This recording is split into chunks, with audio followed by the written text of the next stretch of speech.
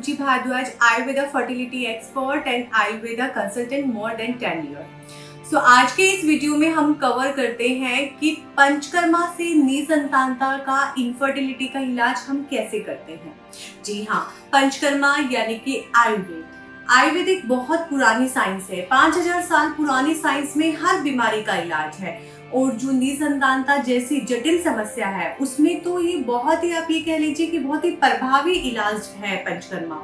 हमारे पास कितने IVF failure patient आते हैं, कितने थिन एंडोमेट्रियम के पेशेंट आते हैं जिनको डोनर एग लेना है तो भी इम्प्लांटेशन नहीं होता, और कितने ऐसे पेशेंट आते हैं जो पीसीओडी का सालों से इलाज ले रहे हैं बट एग नहीं बन रहे। कितने लो एमएच के पेशेंट आते हैं, बट पंचकर्मा जैसे इलाज से वो बहुत जल्दी अपनी प्रॉब्लम को ओवरकम करके नेचुरल कंसेप्शन पा लेते हैं। देखिए, हर पेशेंट अपना रिव्यू नहीं देता।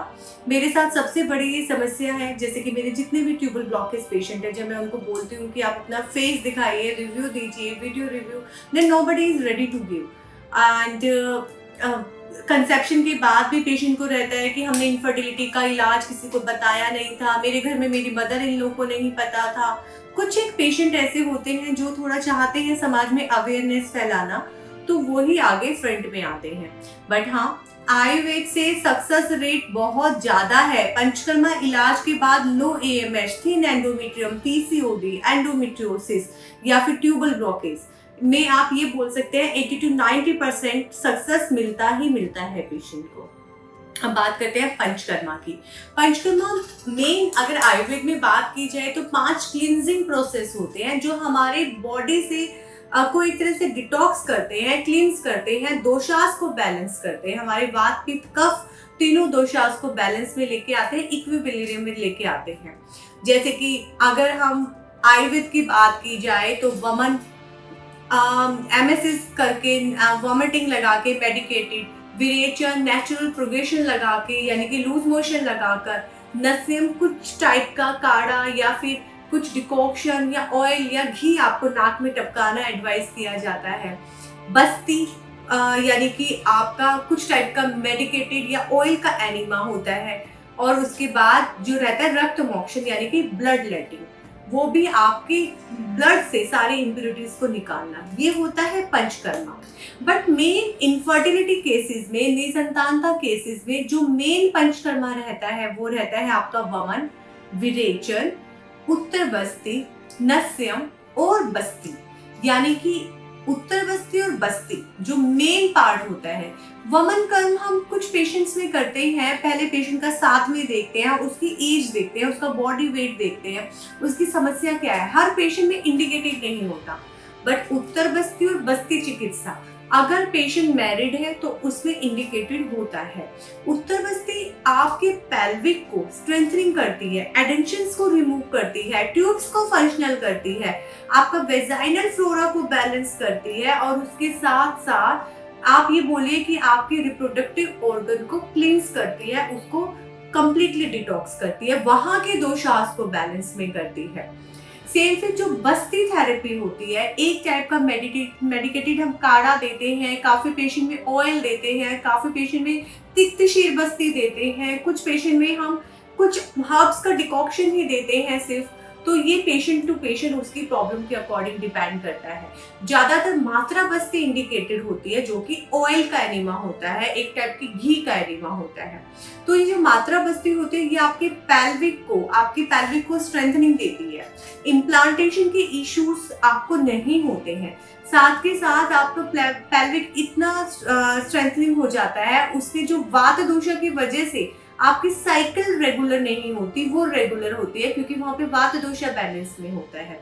और उसके साथ साथ आपकी पेल्विक की मसल्स जो हैं वो एक्टिव होती हैं और उनमें सर्कुलेशन भी इम्प्रूव होता है। अब बात करते हैं कि मैम आप हर पेशेंट में बस्ती का क्यों बोल रहे हैं। देखिए, अगर आपको एंडोमेट्रियोसिस की समस्या है, उसकी वजह से इनफर्टिलिटी है, निसंतानता है, तो एंडोमेट्रियोसिस में आप बोलिए कि मात्रा बस्ती रामबाण है। वात दोष डिसऑर्डर ही होता है। पेशेंट कितनी हमारे पास एंडोमेट्रियोटिक सिस्ट रिमूव करने की सर्जरी करवा के आता है, या फिर उसको एंडोमेट्रियोटिक की वजह से हिमेटोसेल्फिंग्स भी हो जाता है। तो ये सारी समस्या सर्जरी के बाद भी, उसको सर्जरी होती नेक्स्ट मंथ फिर से रिकरेंस हो जाती है। बट जब वो हमारे ट्रीटमेंट प्रोटोकॉल पे प्रॉपर आता है तो उसको फर्स्ट मंथ से सिम्टम्स में इम्प्रूवमेंट आती है और धीरे धीरे प्रॉब्लम उसकी स्टेबल होती है और वो कंसेप्शन की तरफ आ जाता है जैसे ही उसकी लाइनिंग इम्प्रूव होती है। सेम अगर आपको पीसीओडी की समस्या है तो भी आपके हार्मोन्स को रेगुलेट करके उस पर्टिकुलर पार्ट को आपके स्ट्रेंथनिंग करके आपके पीरियड्स को रेगुलर करता है बस्ती चिकित्सा।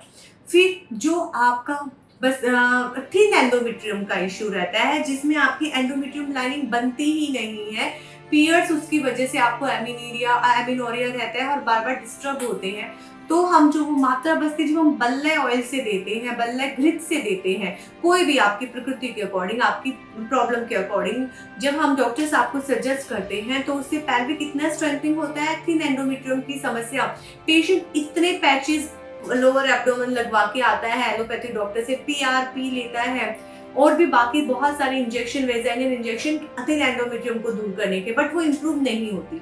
सिर्फ मात्रा बस्ती चिकित्सा से सही तरीके से करने से आपकी थिन एंडोमेट्रियम की समस्या भी दूर होती है और ये बस्ती चिकित्सा आपके एएमएच लेवल को भी इम्प्रूव करती है।